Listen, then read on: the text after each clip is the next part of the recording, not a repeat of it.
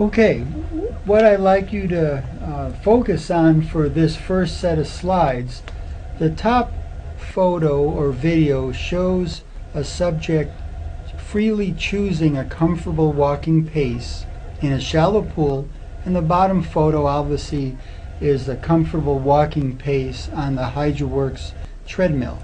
The big difference, as you can see looking at walking velocity value, is that on the HydroWorx treadmill, a subject can walk approximately 50% faster than they would in a shallow pool, and apparently at a much more comfortable cadence and gait.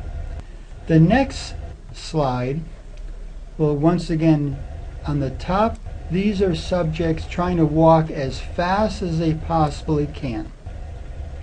And as you notice, their fastest walking velocity is about 1.3 miles per hour. Yet, if you look at that pace matched on the HydroWorx treadmill, these subjects actually have to slow down from 1.5 miles an hour to 1.3 to match the fastest pace the subjects could attain in the shallow pool.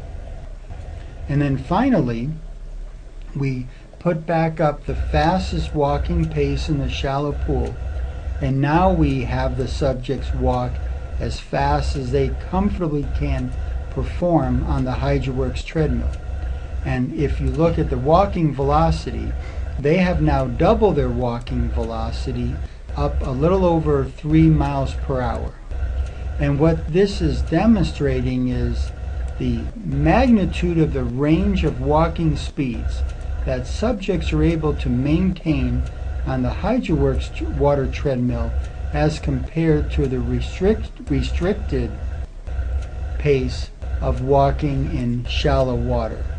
The walking velocities for the HydroWorx treadmill are matching the typical walking speeds that subjects perform while walking on land.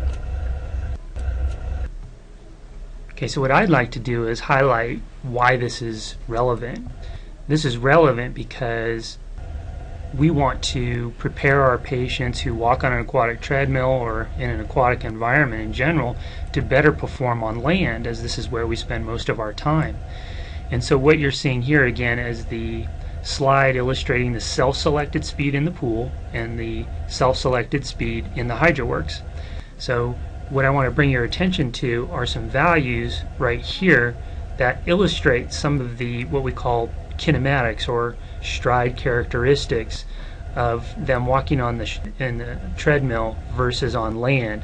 So I have some representative values here that show your stride rate is about 0.52 strides per second in the treadmill, and on land it's about 0.91. Now this seems like a big difference, but when you look at how it compares to the pool, or the shallow pool, it's considerably different. And the same thing with the stride length. This is about 1.31 in the pool, and that approximates the land much better. And again, especially in comparison to walking in the shallow end of a pool. The same can be said when you look at the range of motion available at the hip, knee, and ankle.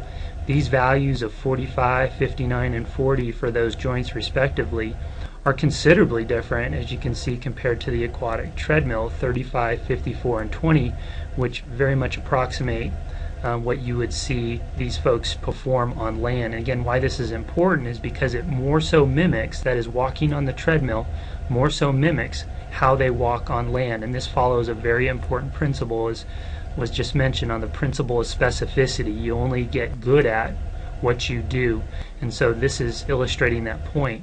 And you can see from some of these earlier videos, if I just go back to the fast pool and then the fast treadmill, you can see how this person is just struggling through the water. They're very much, their pattern of motion is definitely not what you would expect on land. You don't even need the values to see that. Whereas you can see walking at a fast pace on the treadmill virtually matches what these folks would do on land.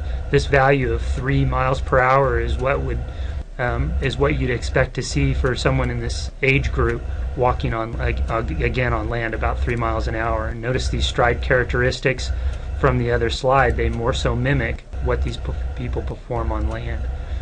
So again, in summary, the pool using the HydroWorx seems to better match what someone will perform on land, and this is important for the principle of specificity.